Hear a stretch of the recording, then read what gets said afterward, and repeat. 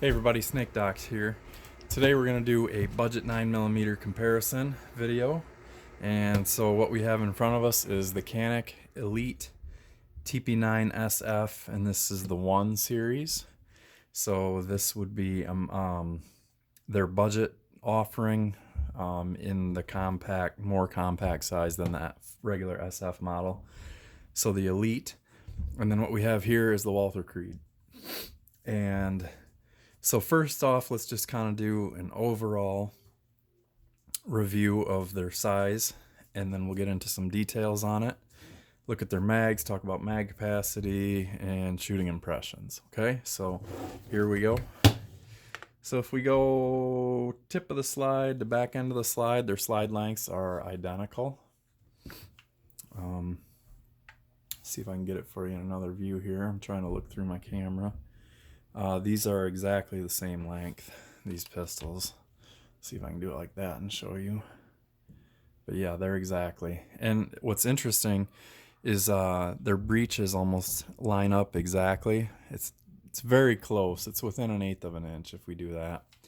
And whereas on the Glock, this breech was way more forward and there was a lot more going on back here, which there is on this, but we know that this one will because it's a hammer fired gun.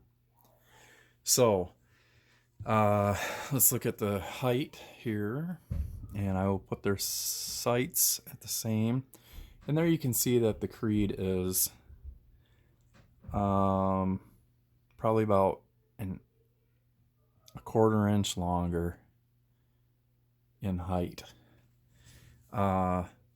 Width, let me grab some calipers here. I did width on the individual videos for these, but we'll do a grip width here in the middle part of the grip, and we're at 1.14 on the Canik. And on the Walther at the palm swell, we're at 1.23. But remember, this is a very contoured ergonomic style grip. So it'll feel a lot slimmer than that. See up here, we're at 1.13. So let's check the slide. And actually, the slide's a little more narrow than the back end of the grip on this. So I'm going to go, if I can get the whole thing, it's 1 1/4. It's basically 1 1/4 there. And then onto the Creed back end, a little bit narrower, 1.18. There you can see 1.18. All right, so that kind of covers that. We'll pull the scale out quick and do weight. And I'll tell you, just by handling, the Creed feels lighter. So this will be interesting to see actual numbers. I'm going to switch over to ounces. You can see that. 26.84 with the magazine. Gun is empty. And this one is empty as well. Magazine in it. 15-round magazine on this. And 28.32. So 28.32. 26.84. So the Creed is lighter. And it feels, it's such a well-balanced gun that it feels even lighter than the 1.5 ounce difference that we're seeing. This feels really top heavy. There's a lot of meat and weight going on in the slide here. Plus you have this really thick ambi slide release, and that is metal. And on this you're looking at just like a stamped, like on the Glock, it's just like a stamped sheet metal slide release.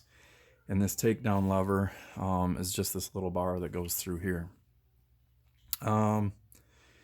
So let's talk about the differences, I guess. This is a striker-fired pistol based on the Walther design. These copy the Walther patent for a trigger design system. So this trigger, in essence, is nearly identical to a PPQ, and it is a tremendous trigger for a striker-fired gun. Right out of the box, I can't imagine wanting to do anything to it because it just is such a nice gun. Here you can see we have a cock striker indicator. It is painted red on the tip, and it is silver, so it is mildly distracting when you're shooting. And when you pull the trigger and fire, it completely disappears, and it leaves you with a black hole. So there might be an aftermarket block off plate that would just be solid black. I'm not sure if there is. The Canic has replaceable back strap. It comes with another one. Even the 1 model, the TP9SF Elite 1, does come with the extra back strap, as well as a little bit of extra fiber optic if you want to switch colors on here. So it has a fiber optic front sight and a solid black rear. No serrations on it. It's just a solid black rear. And these are made by Warren. There you can see it says Warren. Picatinny rail, 3-slot. Magazine release is reversible. It is reversible on the Creed as well. It is not ambidextrous. The only ambi control on this is your slide release. 15-round magazine capacity. Magazine's made by Metgar, and that is the case with both of these pistols. This one actually says Metgar in it. I believe the Creed one just says made in Italy. But I've been confirmed that Walther mags are indeed made by Metgar. So this has the AFC coating on it, so it's that kind of satin sheen and really nice slick feeling mag. Shouldn't have any issues with that. Loaded chamber indicator pops up right here, and there is a slight bit of red painted on the side of that, but it's more for a visual if you're looking from behind it, or if you just chamber it and you can look and see if it's popped up, you would have a round in there. Takedown simplicity, nothing to it. You can just bring that back just a hair. I don't even know if you have to do that. And then you just push forward a little bit and then pull up. And I actually did it with the mag in there, which is surprising. I don't know if I'd be able to reassemble. Put that over your guide rail section right there. Just drop it on top, and then make sure you have all of them, and then get it back to this position and just retract it, and then it's back together. So that is extremely simple, and you really can't mess that up. Both pistols, of course, 9mm. Both have nice big trigger guards. Let's make sure that trigger is in the cock position, and it is. There is a integrated trigger safety, which is for drop safe feature, and that is on the face of the trigger.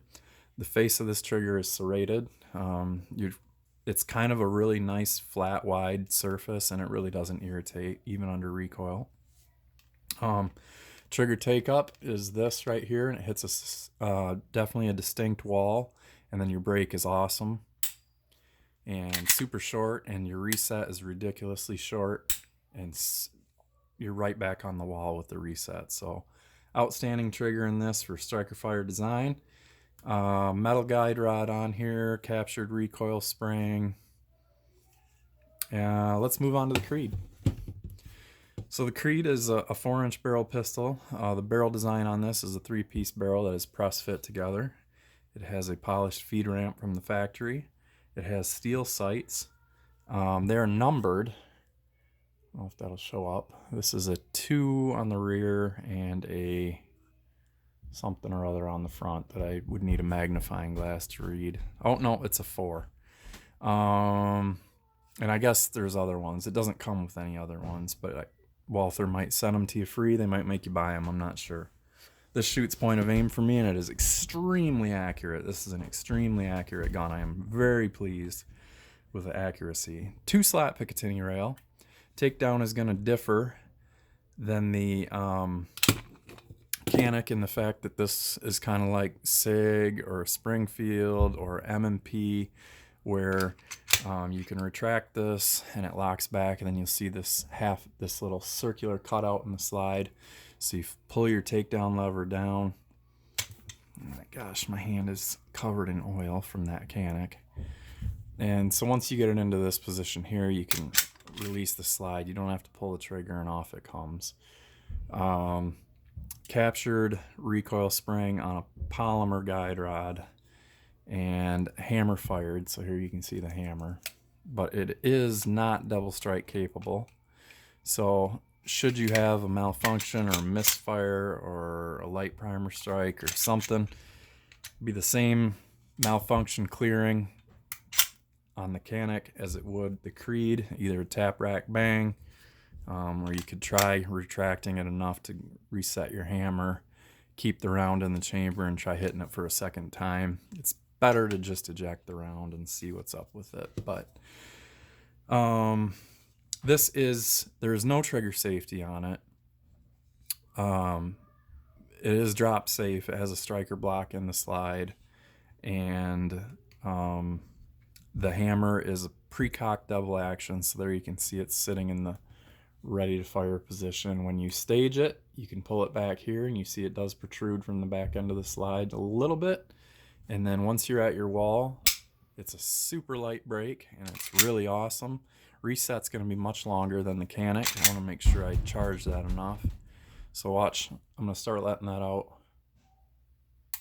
There's reset, and there's break. So it's not super long like on the SIG P250 or like Keltec P11 or SCCY Sky pistol. The reset is somewhat shorter, but it does come out quite a ways. Which, unless you're somebody who's used to a Glock or a Canic or a Walther style reset that's super short, even an HK VP9, you won't have any problems with that unless you're an absolutely trained to ride that reset. But it is tactile, so you can feel it. This is a 3-dot sight white dot from the factory. The guy I bought this used, and he put some of the glow paint in the front here, so if you shine a light on that, it glows for a little while. It's like phosphorescent or whatever they call that paint.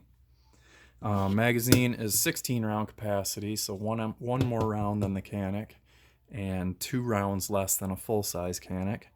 They are numbered the entire way down the side instead of the back. The back is better, in my opinion, because usually if you're shooting competition or something and you want to check round count, the natural movement is to just do that, not do this and then flip it over and see this side. But your brass will shine through if you're using brass ammunition or a light colored case ammunition, and you should be able to know how many rounds you have left in there. You can see the mag is notched for ambidextrous use, so you can reverse that, as I already mentioned. Ergonomics, this is what it is. There is no adjustable backstrap or anything like there is on the PPQ, which is a little more expensive than these.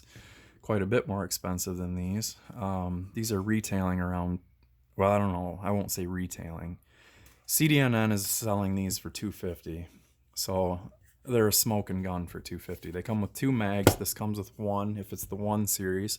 If it's the irregular Elite with the Cerakoted slide, it will come with 2 mags in that junky holster and a cleaning brush and a couple other things. A little bit better case. This one still comes with a plastic case. Like I said, you get a lock. You get just the 1 mag. It's just the egg crate foam in there. And then you get some extra fiber optic rods and a manual. The Walther just, if you need a different grip shape than this, I feel bad for you because you must have hands like an alien, because this feels outstanding for everyone who has ever held this, including my wife, my daughter, my brother-in-law. Anybody that holds that's like, wow, that really feels good. And it does. Very subtle finger grooves, a nice undercut here in the trigger guard, and a nice wide smooth trigger guard here, so it's very nice. And when we get into bore axis, you can see it is going to be a little bit taller, but that is because this is hammer fired, so you need to be able to have the hammer be able to swing back and forth and smack your firing pin, where this is just a striker. So they're both under $300 from plenty of places online. Like I said, CDNN is known for these right now because they're $250, and they've been $250 for over a year there. Great gun. They are no longer made, though. This is still being made, but Walther does have lifetime warranty. These have a lifetime warranty too, but they don't have a US factory where they do, and they're using Century Arms to handle their repairs and warranty issues. So Century is hit and miss. Sometimes they're good, sometimes they're awful, depending on who you talk to there. So what else was I going to tell you? I guess I wouldn't hesitate for either one of them. I showed you in my other video on this. If you want to see, the slide length on this is identical to a Glock 17, so don't get confused and think this is a Glock 19 size. It is, in the fact that it's smaller than the regular SF and the SA model. It's still taller this way than a Glock 19, and this length is the same as a Glock 17, so it's pretty much a Glock 17 with a little bit of grip chopped off on it, and it's a 15 round capacity. You can use the 18 round mags from the bigger Canics or the 20 round with the +2 base plate. This will use PPX magazines or Creed magazines. They're the exact same mag. The Creed ones just say Creed on them. I have 4 mags for this one, and I have 3 mags for this one. Magazine prices are similar. I think these are $20 a piece at CDNN. They might be more expensive elsewhere. And I'm seeing these mags around $25 to $27 for the 15 round, which is okay. Canic mags, you used to be able to find them for $19.99. Even from Century Arms, they were like $21.99, and now they raised the price on them a little bit. You have front cocking serrations on both of them, and you can press check with both of them really easily. You wouldn't need to do that necessarily. This one has a sight hole indicator, so you can see your brass right there, and I already showed you this one has the loaded chamber indicator. So I guess that pretty much wraps it up. My furnace is about to turn on, and I don't want to get too loud. So thank you guys for watching. Please comment, keep the subscribers coming. I really appreciate it. I'm trying to keep content coming, but again, I'm not getting really, my funds are limited. I'm not one of those huge channels that gets all that ad money. So I am trying to keep guns coming. Unfortunately, I have to sell some to keep more coming. Hopefully the weather will break here soon, and the coronavirus won't keep me quarantined to my house, and I will go out and get some shooting footage for you guys. So until then, thanks for watching. Always shoot safe.